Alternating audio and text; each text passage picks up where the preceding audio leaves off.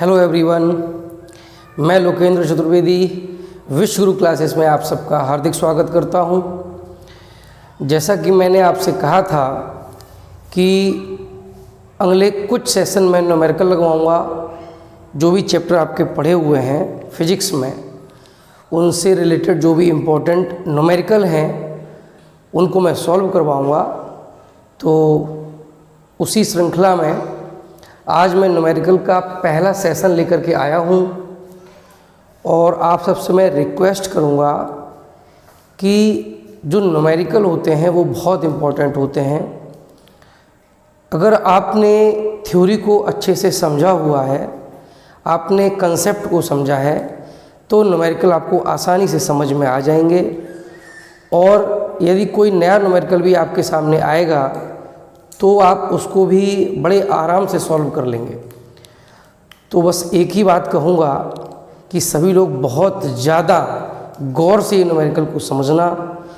अगर आपको किसी भी न्यूमेरिकल में कोई डाउट रहता है फिर भी, तो प्लीज़ कमेंट सेक्शन में वो लिखिएगा, मैं उसको क्लियर कर दूँगा। तो जैसा कि आप बोर्ड पे देख सकते हैं कि जो मैंने न्यूमेरिकल लिखा हुआ है वो क्या है। एक आपको ग्राफ दिया गया है और ये ग्राफ किसके बीच में है? ये ग्राफ है विस्थापन और समय के बीच में। विस्थापन जो लिया गया है वो मीटर में लिया गया है और जो समय लिया गया है वो सेकंड में लिया गया है। इनके बीच में एक ग्राफ दिया हुआ है और आपसे ये बोला गया है कि दिए गए ग्राफ से वेग और समय वी टी ग्राफ, यानी वी वर्सेस टी मतलब हो गया वेग और समय के बीच में ग्राफ खींचिए।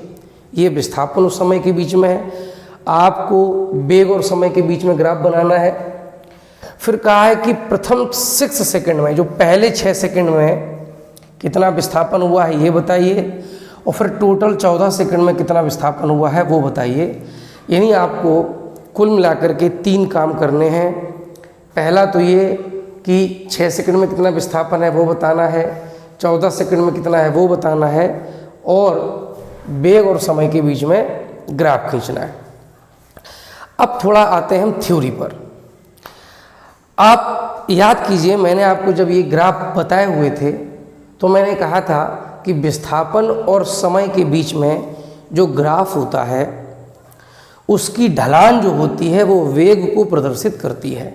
कैसे करती है आप थोड़ा एक बार और समझिएगा। जैसे मान लेते हैं कि ये जो ग्राफ है ये है विस्थापन और समय के बीच में, इस तरीके से ग्राफ है। तो मैंने बताया था कि जो ग्राफ की ढाल होती है वो क्या होती है। तो ढाल हमने आपको बताई थी कि ढाल को हम लिखते हैं tan थीटा। अगर हम 2 पॉइंट यहाँ ले लेते हैं ए और बी, ए और बी के संगत ये जो टाइम इंटरवल है वो है मान लीजिए कितना डेल्टा टी, और ये जो इनके विस्थापन में अंतर है वो मान लीजिए है डेल्टा एस। तो tan थीटा हो जाता है लंब बटे आधार, यानी delta S divided by delta T. Delta T समय में जो विस्थापन तय किया गया वो डेल्टा एस है, तो विस्थापन डिवाइडेड बाई समयांतराल जो होता है टाइम इंटरवल, उससे हमें tan थीटा मिलेगा, यानी इस ग्राफ की ढाल मिलेगी। और इसी को हम वेग कहते हैं। वेग क्या होता है? एक निश्चित समयांतराल में तय किया गया विस्थापन डिवाइडेड बाई वो समयांतराल, ये वेग होता है। तो एक्चुअली जो विस्थापन और समय के बीच में ग्राफ होता है उसकी ढलान से हमें वेग प्राप्त हो जाता है। अभी मैंने बहुत ही शॉर्ट में बताया हुआ है। यदि आपको अभी समझ नहीं आया है तो आपसे मैं एक ही बात बोलूँगा कि प्लीज़ जो पीछे वीडियो है गति के नियम से संबंधित, उन वीडियो में आप अच्छे से समझिएगा, वो वीडियो ध्यान से देखिएगा, उसमें मैंने ग्राफ को समझाया हुआ है। तो कहने का मतलब ये है कि विस्थापन और समय के बीच में जो ग्राफ है उसकी ढलान से हमको वेग मिल जाएगा। तो यही हमें चाहिए था कि वेग हमें कैसे भी करके मिल जाएगा, तो वेग और समय के बीच में हम ग्राफ खींच लेंगे। यहाँ पर जो बाद के 2 क्वेश्चन हैं इनके आंसर बड़ा सीधे सीधे मिल जाएंगे ग्राफ से, तो पहले इनको ही बता देते हैं, उसके बाद आगे की बात करते हैं। देखिएगा, पहले 6 सेकंड में विस्थापन पूछा हुआ है। आप ग्राफ को ध्यान से देखिएगा, टोटल जो टाइम लिया गया है वो 14 सेकंड का लिया गया है। ऐसे देखिए 0 से लेके 14 सेकंड तक का टाइम लिया गया है। इस पे विस्थापन टोटल ये लिया गया है। हाईएस्ट विस्थापन कहाँ तक गया है? 5 मीटर तक गया हुआ है। अभी आप ध्यान से देखेंगे कि जैसे जैसे टाइम बढ़ रहा है वैसे वैसे ये ग्राफ लगातार कहाँ जा रहा है, ऊपर की ओर जा रहा है। पॉइंट ए से ये बी तक देखिए एकदम से ऊपर की ओर गया, यानी विस्थापन तेजी से बढ़ा। फिर बी से सी तक भी ये ऊपर की ओर गया है, लेकिन उतना तेजी से ऊपर की ओर नहीं गया है, मतलब विस्थापन अभी भी बढ़ रहा है लेकिन उतना तेजी से नहीं बढ़ रहा है जितना तेजी से ए और बी के बीच में बढ़ा था। तो सीधी बात, यहाँ वेग ज़्यादा है, यहाँ वेग कम है।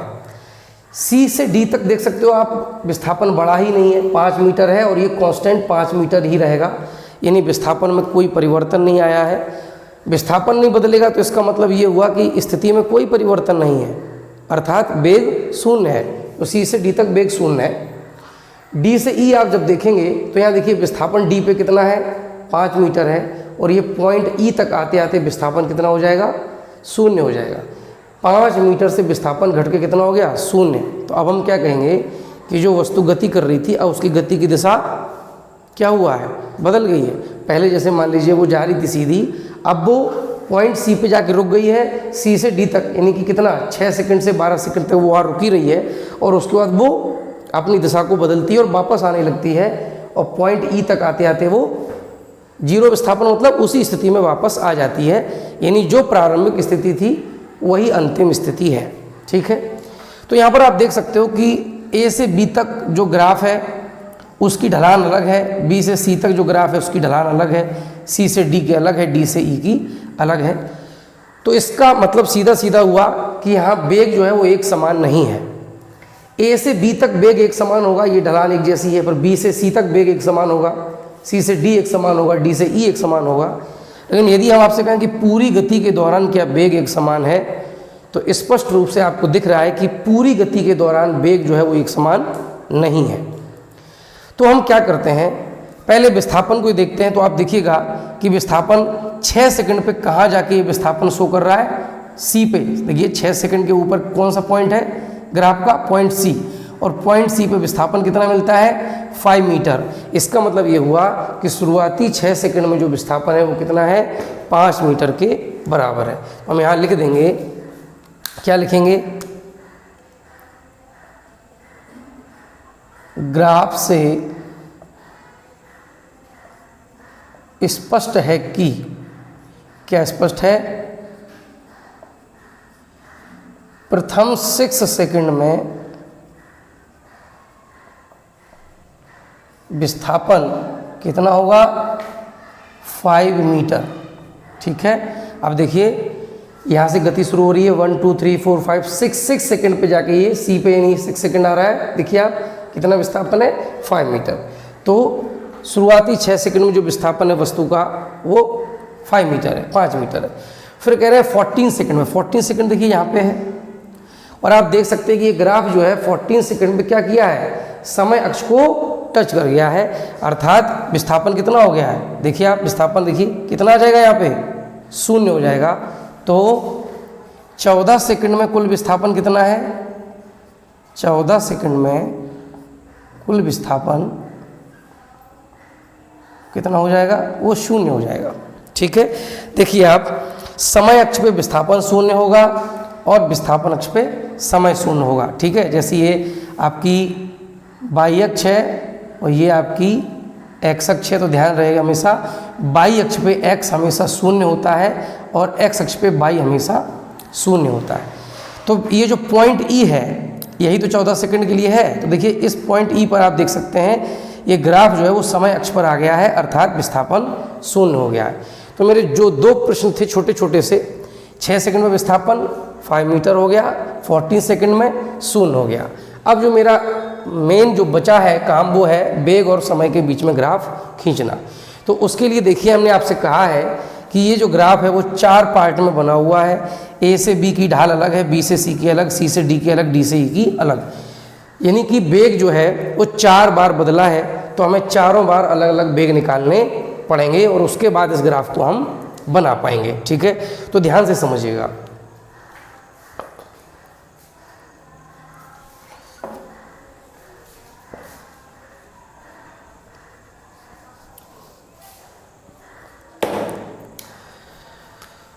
अभी आप देखिए ए से बी, यानी कि जो ग्राफ का भाग ए बी है ग्राफ का भाग कौन सा, ए बी। इसमें हम देखेंगे ए बी, ए से बी। ए पर जो टाइम है वो 0 है और बी पर टाइम कितना है, 2 सेकंड है। आप जूम करके देखिएगा वीडियो को, अगर आपको दिख ना रहा हो तो आप जूम कर लीजिए ऐसे यूट्यूब पे, तो आपको पास दिख जाएगा ये। तो आप देख सकते हो कि बी पॉइंट पे जो टाइम है वो 2 सेकंड है।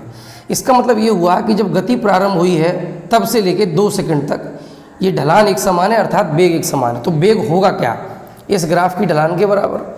या आप ये कह सकते हो कि कुल तय किए गए विस्थापन डिवाइडेड बाई कुल समयांतराल, वो हमें ढलान मिल जाएगा।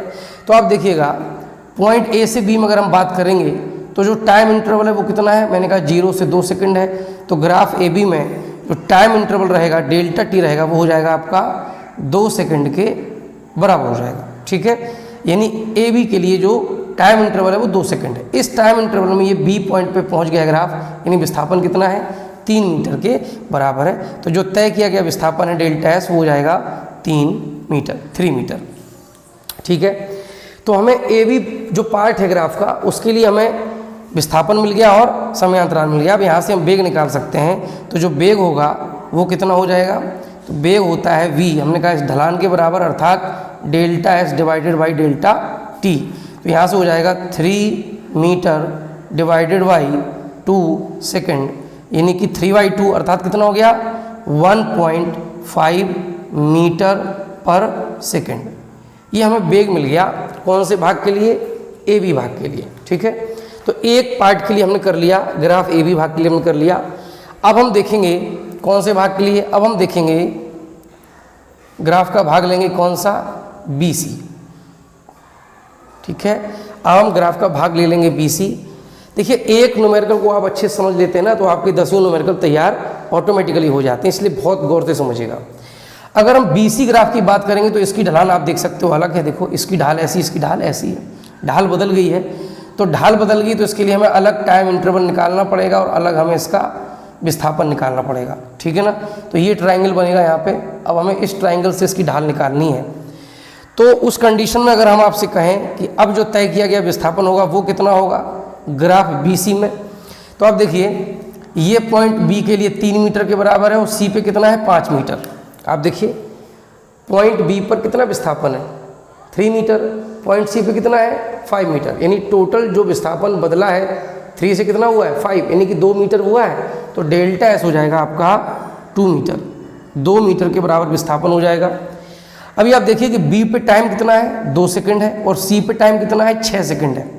2 सेकंड से 6 सेकंड, यानी टाइम इंटरवल कितना हो गया, 2 सेकंड से लेके 6 सेकंड तक, यानी 4 सेकंड हो गया।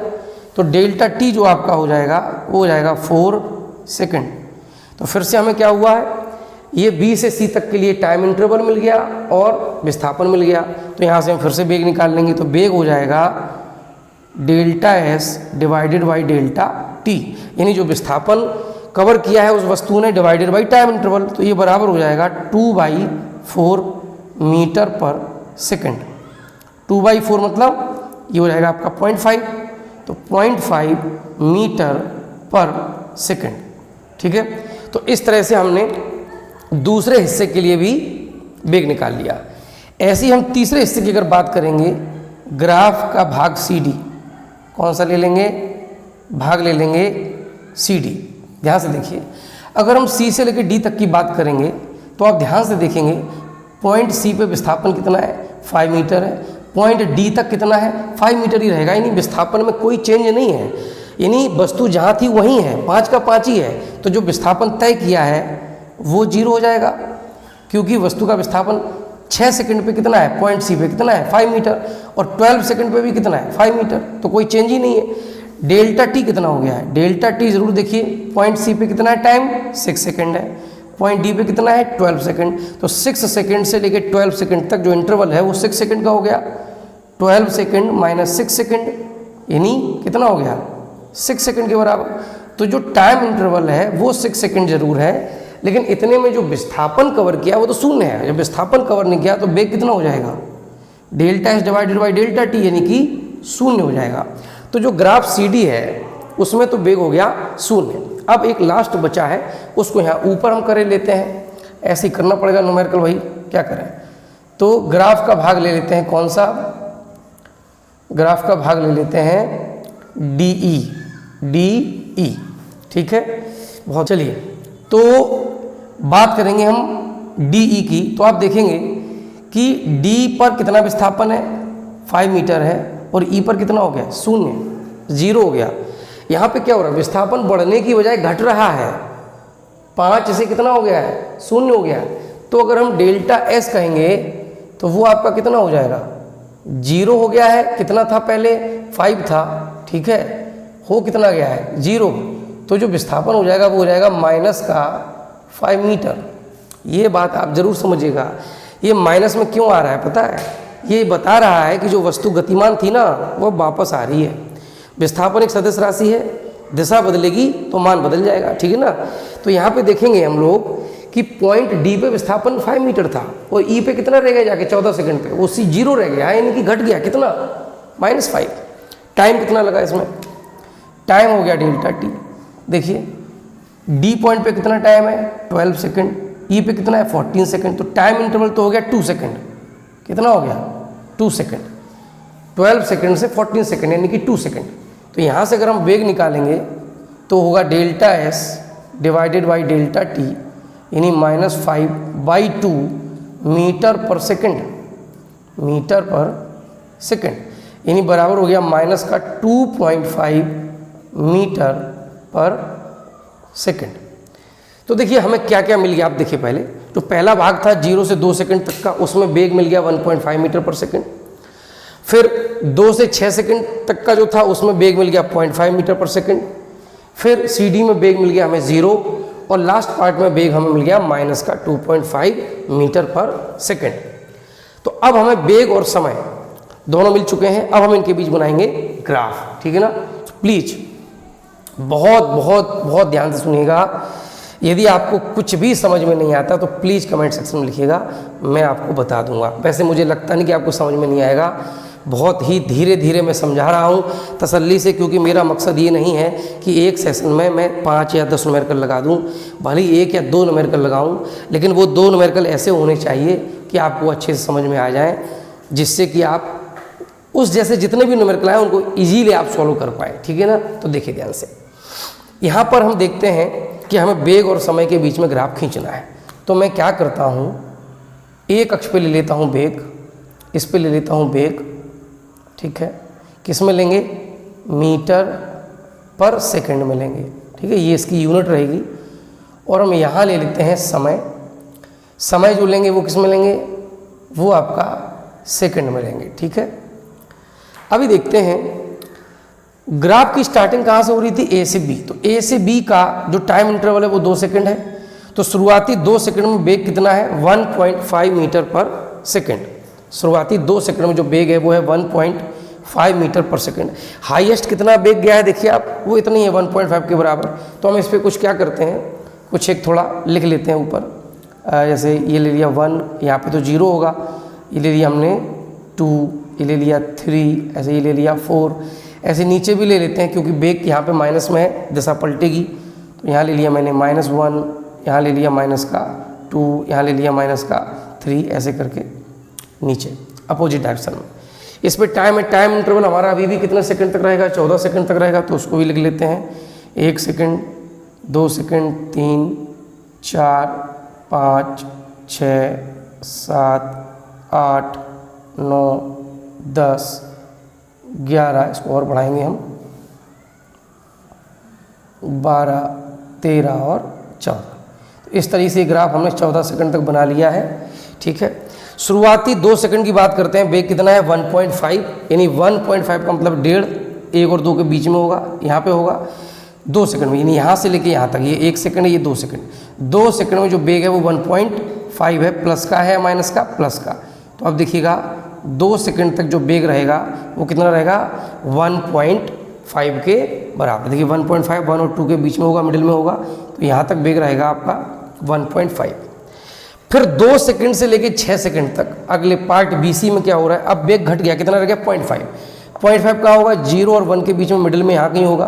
तो अब यहाँ पे क्या हो रहा है, वेग घटेगा एकदम से, घट के कितना रहेगा 0.5, और ये कितने सेकंड तक, 3, 4, 5, 6 सेकंड तक ये कितना रहेगा, 0.5 के बराबर रहेगा। ठीक है। यहाँ पे ध्यान से देखिएगा, 0 से 2 सेकंड तक, 0 से 2 सेकंड तक वेग कितना है 1.5 मीटर पर सेकंड है। तो यहाँ देखिए ये ए से शुरू होता है बी तक, ये पूरा आपका 1.5 मीटर पर सेकंड है। फिर बी से सी तक अचानक क्या होगा, घटेगा, ये कितना रह जाएगा 0.5, ढाल बदल रहा है, तो ये यहाँ से हो गया 0.5, कितने सेकंड तक 6 सेकंड तक, ठीक है। अब तीसरा पार्ट आ गया सी डी में कितनी वेलोसिटी है 0 है, तो अब ये फिर से घट जाएगा और 0 हो जाएगा, और कितने सेकंड तक 0 रहेगा 12 सेकंड तक। तो ये 7, 8, 9, 10, 11 और 12 सेकंड तक ये 0 रहेगा। 0 होने का मतलब क्या है कि जो समय अक्ष होगी उसी के ऊपर वेग की जो ग्राफ होगी वो बन जाएगी। पहले 2 सेकंड तक 1.5, 2 से 4 सेकंड तक 0.5, ये 0.5 हो गया, यहाँ पे 1.5 हो गया। अब 6 सेकंड से लेके 12 सेकंड तक ये 0 रहेगा, 0 इसी लाइन पे आएगा ऊपर, ठीक। अब आगे क्या होता है, 12 सेकंड से 14 सेकंड के बीच में क्या होता है, ये समय ऊपर लिखते हैं, मजबूरी है, अब ग्राफ नीचे बनेगा, ठीक है। अब देखिए 12 सेकंड से लेके 14 सेकंड तक क्या हो रहा है, आप ध्यान से देखिएगा। 12 सेकंड से 14 सेकंड के बीच में क्या हो रहा है, -2.5। माइनस का मतलब है वेग कहाँ जाएगा, माइनस में जाएगा, नेगेटिव में जाएगा। 2.5 -2 -3 के बीच में आएगा 2.5, ढाई माइनस का 2.5, यानी ये लगभग इस लाइन पे जाएगा। तो यहाँ से ग्राफ ये आपका 12 सेकंड पे जो ग्राफ होगा वो नीचे आएगा -2.5 तक, और फिर 14 सेकंड तक कितना रहेगा, ये माइनस का 2.5 ही रहेगा, ठीक है। तो इस तरीके से ये बन गया आपका वेग और समय के बीच में ग्राफ। ध्यान से समझेंगे, ये पूरी कैलकुलेशन आपकी समझ में आ गई होगी क्योंकि बहुत अच्छे से बताई है हमने।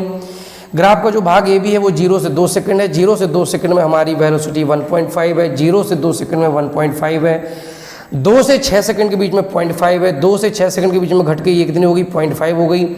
फिर 6 सेकंड से 12 सेकंड के बीच में ये 0 रहेगी, तो 6 सेकंड से 12 सेकंड ये 0 रहेगी, समय अक्ष पर रहेगी। और फिर 12 से 14 में ये माइनस का 2.5 हो जाएगा, तो माइनस का 2.5, ठीक है। तो इस तरह से हमारा ये वेग और समय के बीच ग्राफ बन गया। तो ये न्यूमेरिकल आपको अच्छे से समझ में जरूर आया होगा। अब देखते हैं अगला न्यूमेरिकल। आप लोग देख सकते हैं कि जो अगला न्यूमेरिकल है वो बोर्ड पे लिखा हुआ है, क्या है, और इसको सॉल्व करते हैं, अच्छे से समझते हैं। लिखा हुआ है, स्थिर अवस्था से चलकर एक गाड़ी 10 सेकंड तक 0.5 मीटर पर सेकंड स्क्वायर से त्वरित होती है। यानी कि क्या होता है, त्वरण आ जाता है, और त्वरण आएगा तो क्या होगा, वेग में लगातार वृद्धि होगी। तो पहले स्थिर अवस्था है, यानी कि वो गाड़ी रुकी हुई है, तो उसका जो प्रारंभिक वेग होगा, प्रारंभिक वेग हो जाएगा 0 के बराबर, ठीक है। अब क्या होता है, उस गाड़ी की गति में त्वरण होता है, कितना त्वरण आता है 0.5 मीटर पर सेकंड स्क्वायर का, जिससे क्या होगा, उसका लगातार वेग बढ़ेगा। 10 सेकंड तक ये गाड़ी इसी त्वरण से गति करती रहती है, यानी 10 सेकंड तक लगातार उसका वेग बढ़ता रहता है, ठीक है, चाल बढ़ती रहती है। फिर क्या होता है, इसके बाद वो 10 सेकंड तक अचर चाल से चलती है, यानी शुरुआती 10 सेकंड तक त्वरण है, यानी लगातार चाल बढ़ रही है, वेग बढ़ रहा है। अगले 10 सेकंड तक उसकी चाल कैसी, अचर है, यानी कि चाल में कोई वृद्धि नहीं हो रही है, अर्थात त्वरण 0 होगा, ठीक है। अंत में क्या होता है, 1 मीटर पर सेकंड स्क्वायर से अवमंदित होती है। देखिए हमने आपको जब पढ़ाया था तो बताया था कि त्वरण को हम अवमंदन कहते हैं, जब चाल बढ़ने की बजाय घटती है, यानी वेग बढ़ने की बजाय घटता है, तो उसे हम अवमंदन कहते हैं। तो अब क्या हो रहा है, अब गाड़ी में अवमंदन है 1 मीटर पर सेकंड स्क्वायर का, अब उसकी चाल घट रही है, और ये तब तक रहेगा जब तक कि ये रुक ना जाए। रुकने का मतलब हुआ कि अंत में इसका जो चाल हम लेंगे वो 0 लेंगे, ठीक है। यहाँ पे हो कह रहा है कि वस्तु लगातार एक ही दिशा में गति कर रही है, इसीलिए वेग और चाल दोनों को हम एक समान लेंगे, ठीक है। यहाँ पे जो गति के समीकरण है वो अदिश रूप में प्रयुक्त किए जाएंगे, यानी चाल जैसे, ठीक है। अब हमें बताना क्या क्या है, चाल और समय के बीच में ग्राफ बनाना है, तो सीधी बात है, हमें अलग अलग टाइम इंटरवल के लिए चाल निकालनी पड़ेगी, और फिर उसके लिए हमें ग्राफ बनाना पड़ेगा। फिर हमें उससे चली गई कुल दूरी बतानी है, पहले 20 सेकंड के लिए औसत चाल बतानी है, और ये भी बतानी है कि गाड़ी की अधिकतम चाल कितनी रही है, यानी कि गाड़ी जब चल रही थी तो उसकी सबसे टॉप स्पीड कितनी रही, सबसे ज़्यादा स्पीड कितनी रही, उसके बाद उसकी स्पीड लगातार कम होती रही है। बहुत गौर से सुनिएगा, आपको 100% समझ में आएगा। यहाँ पे हम पहले पार्ट की बात करते हैं कि शुरुआती 10 सेकंड में क्या हो रहा है, वो त्वरण से गति करी। कितना त्वरण है? 0.5 मीटर पर सेकेंड स्क्वायर। स्थिर अवस्था मतलब प्रारंभिक वेग 0 हो गया, और जो टाइम इंटरवल है वो हो गया आपका 10 सेकेंड। ठीक है, शुरू में रुकी है, प्रारंभिक वेग 0, 10 सेकेंड तक वो त्वरण से गति कर रही है। कितना त्वरण है? 0.5 मीटर पर सेकेंड स्क्वायर। ठीक है, इतना इसका त्वरण है। अब क्या हो रहा है, जब त्वरण होगा तो वेग लगातार बढ़ रहा होगा, यानी चाल बढ़ रही होगी, तो 10 सेकंड में उसकी चाल बढ़ करके कितनी होगी पहले हमें ये पता करना पड़ेगा। तो क्या होगा, अगर हम 0 से 10 सेकंड की बात करें गति के प्रारंभ होने से लेकर 10 सेकंड तक के लिए, तो 0 से 10 सेकंड में क्या होगा, जो वेग होगा, ये जो चाल होगी उसकी, वो हो जाएगी v बराबर u प्लस at। ये गति का प्रथम समीकरण है, v बराबर u प्लस at। तो इससे हो जाएगा v बराबर u हो गया 0, a कितना है 0.5 इंटू टी कितना है 10, और मात्रक v का क्या रहेगा मीटर पर सेकंड। ठीक है ना, ये a का मात्रक क्या है मीटर पर सेकंड स्क्वायर, t का है सेकंड, तो सेकंड से 1 सेकंड कैंसिल हो जाएगा। 0.5 का मल्टीप्लाई करेंगे तो ये आपका कितना आ जाएगा 5 मीटर पर सेकंड। ये उसकी चाल हो गई वस्तु की शुरुआती 10 सेकंड में।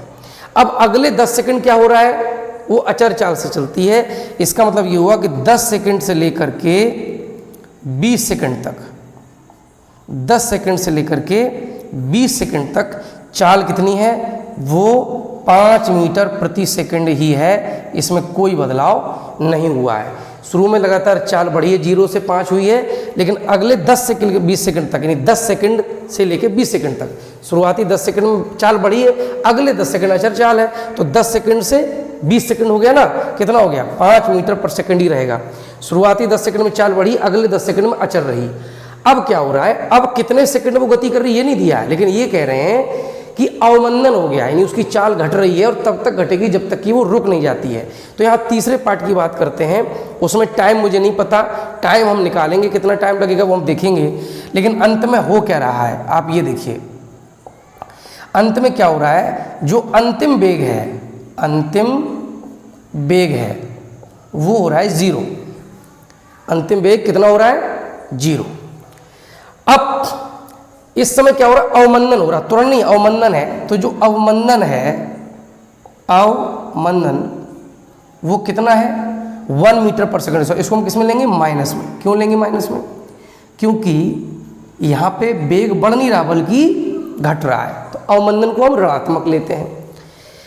अंत में वेग 0 हो गया, लेकिन जब 20 सेकंड पूरे होंगे उस समय उसका वेग कितना होगा 5 मीटर पर सेकंड। तो अंतिम हिस्से के लिए जो हम प्रारंभिक वेग लेंगे वो कितना लेंगे, अंतिम हिस्से के लिए, यानी 20 सेकंड के बाद जो प्रारंभिक वेग लेंगे वो लेंगे 5 मीटर पर सेकंड। ध्यान से सुनिएगा, एक गाड़ी है रुकी हुई है, फिर अगले 10 सेकंड में लगातार चाल बढ़ी, कितनी हो गई 5, फिर अगले 10 सेकंड तक वही चाल रहेगी यानी 5, फिर क्या होता है चाल घटने लगती है। तो जब चाल उसकी घटनी शुरू हो रही है तब उसका प्रारंभिक वेग 5 है और घट के अंत में चाल कितनी हो जाती है 0 हो जाती है। अवमंदन कितना है -1। टाइम कितना लगता है ये हमें निकालना है। कौन सा समीकरण लगाएंगे, v बराबर u प्लस at। v मतलब अंतिम वेग कितना लेंगे 0, प्रारंभिक वेग कितना है 5 मीटर पर सेकेंड। यहाँ माइनस हो जाएगा क्योंकि a माइनस में है, तो माइनस a की वैल्यू 1 है इंटू टी, 1 मीटर पर सेकंड स्क्वायर इंटू टी। जब हम टी को यहाँ लाएंगे इस साइड तो ये आपका हो जाएगा टी इक्वल्स टू कितना निकलेगा, ये निकलेगा आपका 5 सेकंड। कितना निकलेगा 5 सेकंड। देखिए आप इस पार्ट को इधर लाइएगा, मीटर पर सेकंड से मीटर पर सेकंड कैंसिल हो जाएगा, केवल सेकंड बचेगा टी में यहाँ।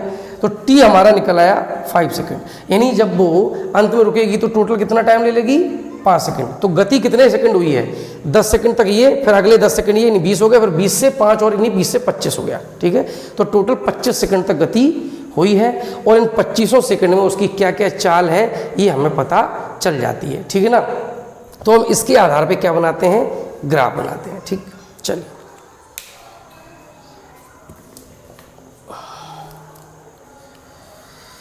थोड़ा हिस्सा इसका हम मिटा लेते हैं, बस आप देख लीजिएगा, इसको नोट जरूर कर लीजिएगा। 0 से 10 सेकंड में वेग कितना है 5 है, 10 से 20 में 5 कांस्टेंट रहेगा, यहाँ लगातार 0 से बढ़ेगा।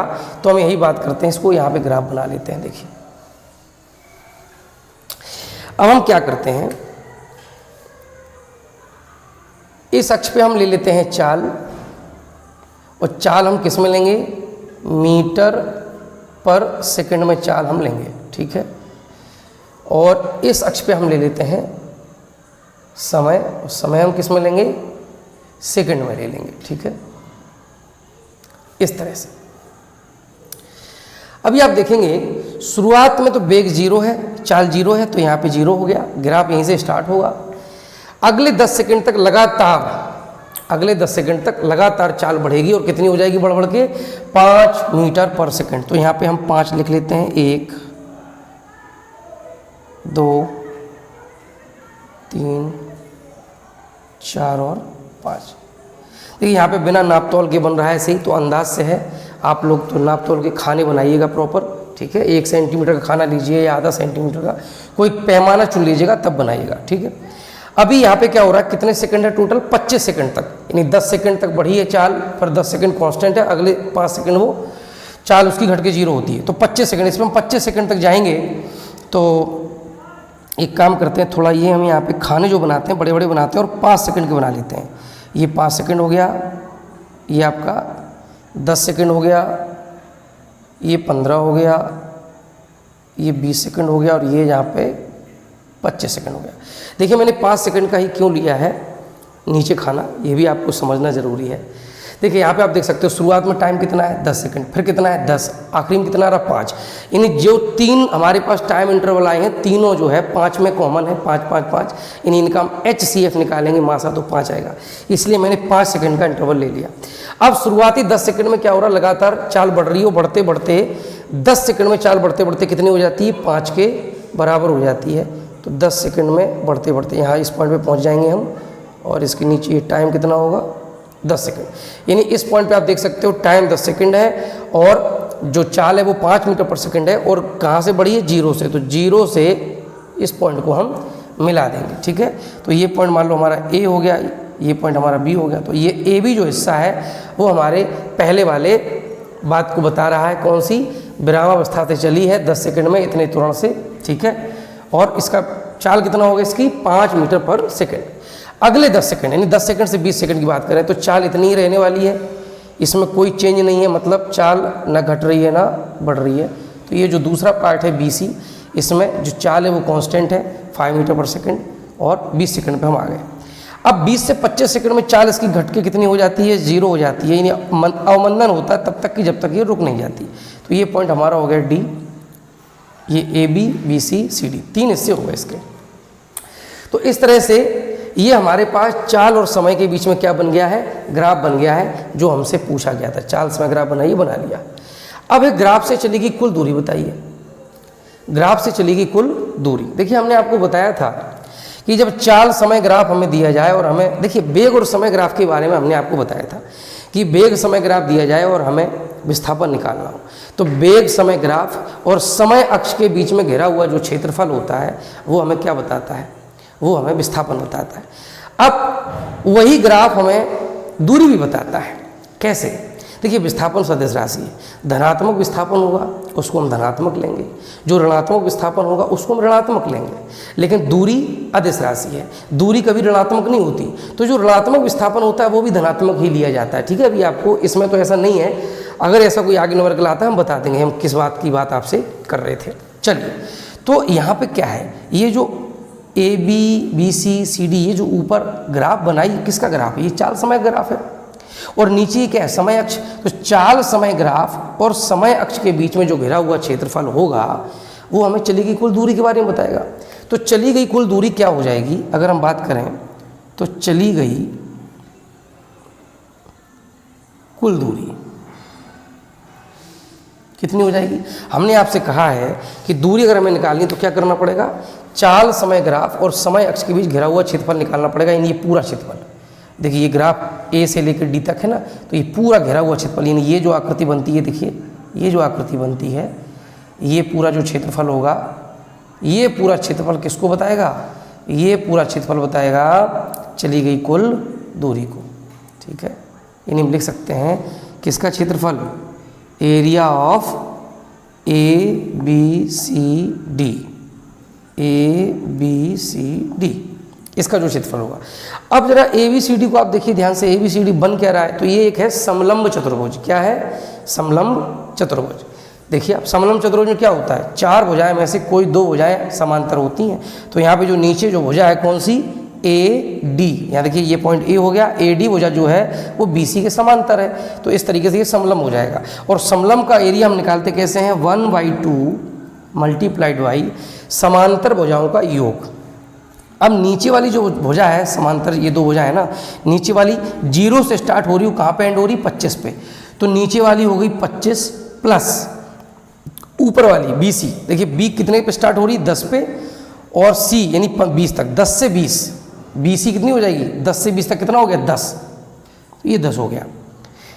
मल्टीप्लाइड बाई इन दोनों भुजाओं के बीच की लंबवत दूरी, लंबवत दूरी मतलब ये जो दूरी होगी, ये आप देख सकते हो, ये दूरी कितनी है, ये दूरी जो होगी वो किसके बराबर होगी, 5 के। तो ये हो जाएगा आपका 5। अब दूरी है चूंकि, तो ये निकलेगी किसमें, इसका जो मात्रक रहेगा वो मीटर रहेगा। आप लोग फिर से समझ लीजिए, ये जो हमारा चाल समय का ग्राफ है और जो समय अक्ष है, इसके बीच घिरा हुआ क्षेत्रफल ये कुल दूरी को बताएगा। ये जो आकृति बन रही है वो समलंब की है, और समलंब का क्षेत्रफल होता है 1/2 मल्टीप्लाइड बाई समांतर भुजाओं का योग। समांतर भुजाएं देखिए, तो ये है AD, एक है BC। AD कितनी होगी, A देखिए O से यानी 0 शुरू हो रहा है, और D यानी कि 0 से 25, ये 25 हो गई। और BC देखिए, B कितने पे है, 10 पे, और C 20 पे, तो 10 से 20 यानी 10 हो गई। लंबवत दूरी इनके बीच की परपेंडिकुलर डिस्टेंस आप देखिए, यहाँ से लेके यहाँ तक परपेंडिकुलर डिस्टेंस कितनी है, 5, तो ये 5 हो गई। और ये आपका जो मात्रक निकलेगा वो मीटर निकलेगा। अभी आप देखिए 25 और 10 कितना हो गया, ये 35 हो गया। 35 और 5 का हम मल्टीप्लाई कर देंगे, तो 35 का हम 5 में मल्टीप्लाई कर देंगे और डिवाइड कर देंगे किससे, 2 से। ठीक है, तो करिएगा, ये आपका हो जाएगा 5 5 जा 25, ठीक है, और ये आपका होगा 175 डिवाइडेड बाई 2, 175 डिवाइडेड बाई 2। तो अगर इसको हम डिवाइड कर देंगे 2 से, तो ये आपका कितना हो जाएगा, तो ये आपका हो जाएगा 87.5 मीटर। ठीक है, 87.5 मीटर ये हो गई इस गाड़ी के द्वारा चली गई कुल दूरी। तो हमारा जो सेकंड आंसर है वो भी हो गया।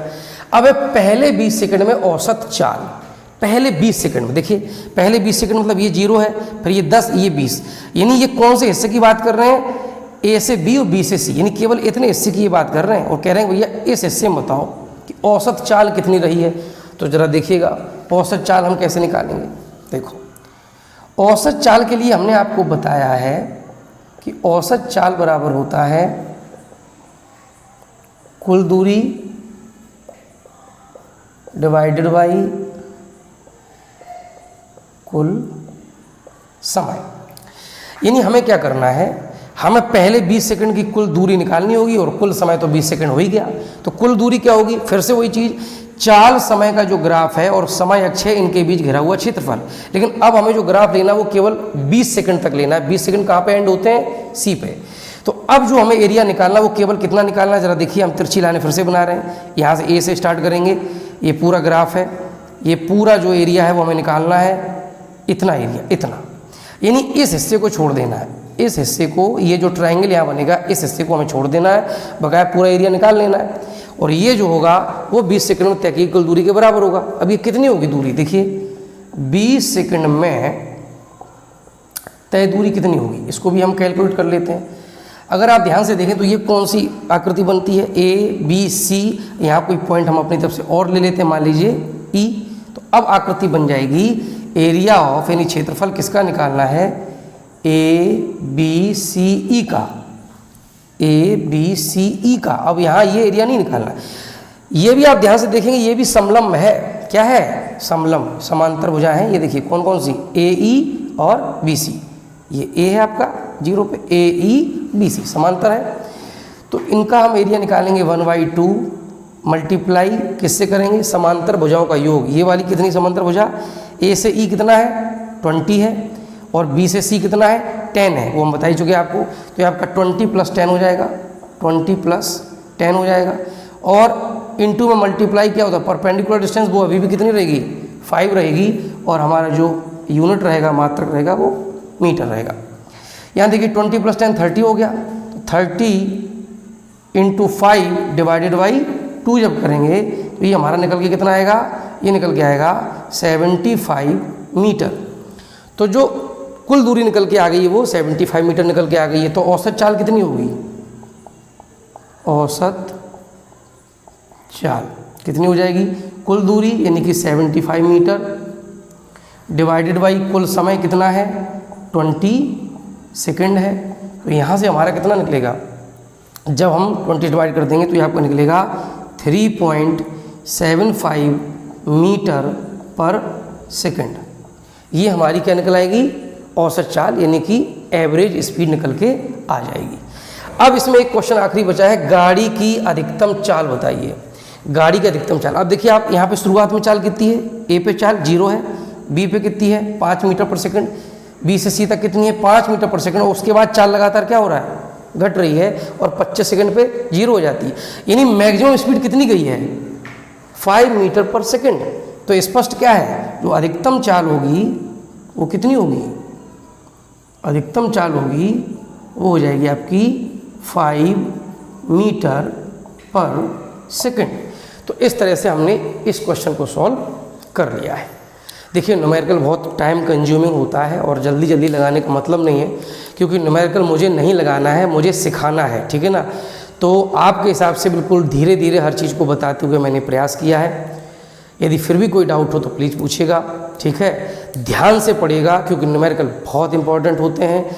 आज के लिए इतना ही, अब कुछ न्यूमेरिकल हम लगवाएंगे अगले सेशन में, थोड़े 4, 5, 6, 7 जितने सेशन रिक्वायर्ड होंगे हम न्यूमेरिकल के लेंगे, उसके बाद अगला चैप्टर हम स्टार्ट करेंगे, ठीक है। तो आज के लिए इतना ही, ध्यान से पढ़ते रहिए। यदि आपको क्लासेस समझ में आ रही हैं तो प्लीज़ सपोर्ट करिए, लोगों से, अपने साथ के स्टूडेंट्स से शेयर कीजिए, उन्हें बताइए, पढ़ें। यदि उन्हें अच्छा लगेगा तो वो रहेंगे, नहीं लगेगा तो कोई दिक्कत नहीं है, पढ़िएगा ज़रूर, ठीक है। ओके।